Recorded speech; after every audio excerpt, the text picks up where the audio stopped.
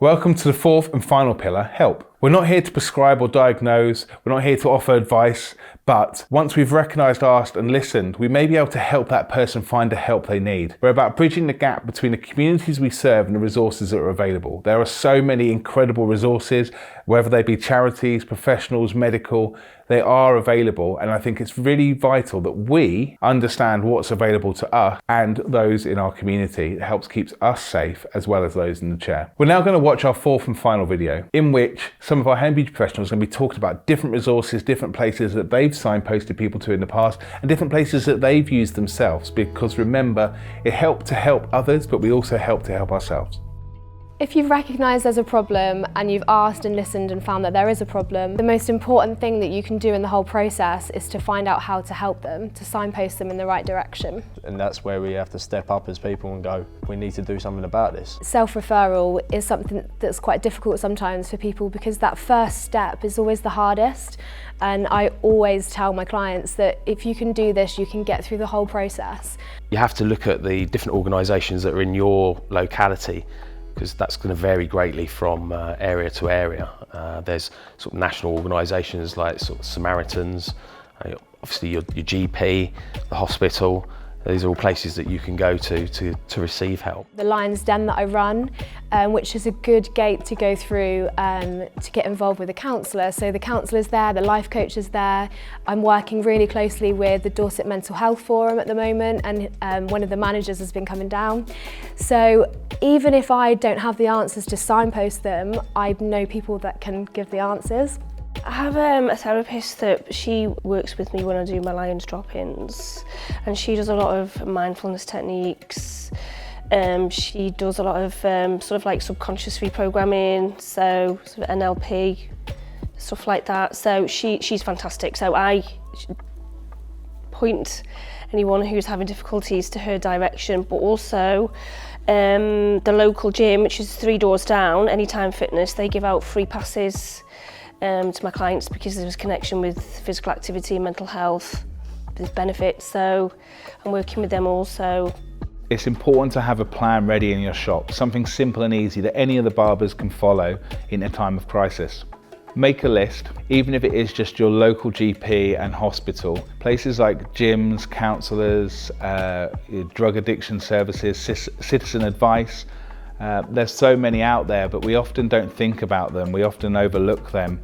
So if you can get those down, do a little bit of research. Everything's accessible online nowadays. Take some time, go out, see what's available in your area, make a list of it and keep it easy and close to hand for a moment of crisis.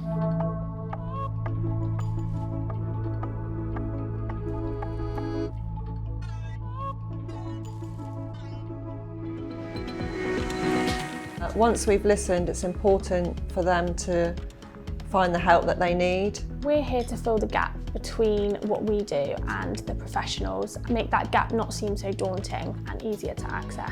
So as hairdressers, it's equally important for us to look after ourselves and recognise what we need, so we can give valuable information and be our best selves to then help our clients. It's important to have a list of what resources are available and have a plan of action. My staff were to deal with somebody that was suicidal or dealing with mental health issues, for them to also know what is professional when it comes to that, of how to deal with it and what advice to give.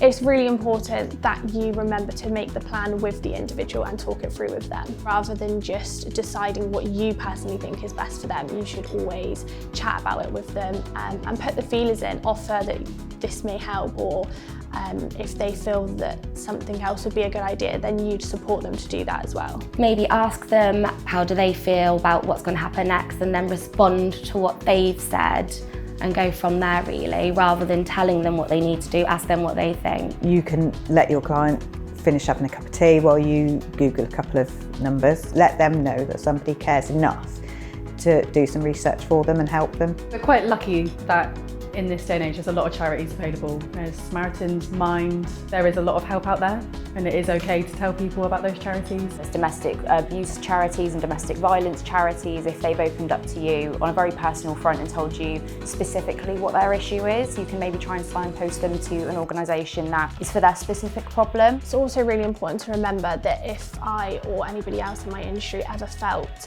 out of their own depths, didn't really know where to go from now. You can offer to call a member of family or a friend or a relative for the individual, or even if you think it would be more severe than that, you could always call an ambulance or the police. It does sound obvious that you could go to a GP, but that is what they're there for. And they do have a lot more resources and charities and, you know, places to go. That is what they're there for. The Samaritans, I believe they're 24 hours a day. There's also a website called Hub of Hope, which you can type in your postcode and it'll bring up all the local resources and websites. It depends on what they need help with. If it's alcohol that's making them feel down, then obviously you've got AA, you've got Andy's Man Club. There's lots of help out there, but there's a really good website to go to called mypickle.org, which is more of a situational help hub for people if they want to go and find help for their specific situation. I'm not a counsellor or a therapist, but I do know that clients feel more comfortable opening up to us. So as long as I can listen to them and give them the right resources and point them in the right direction to get the help that they need, then I feel that I've done my job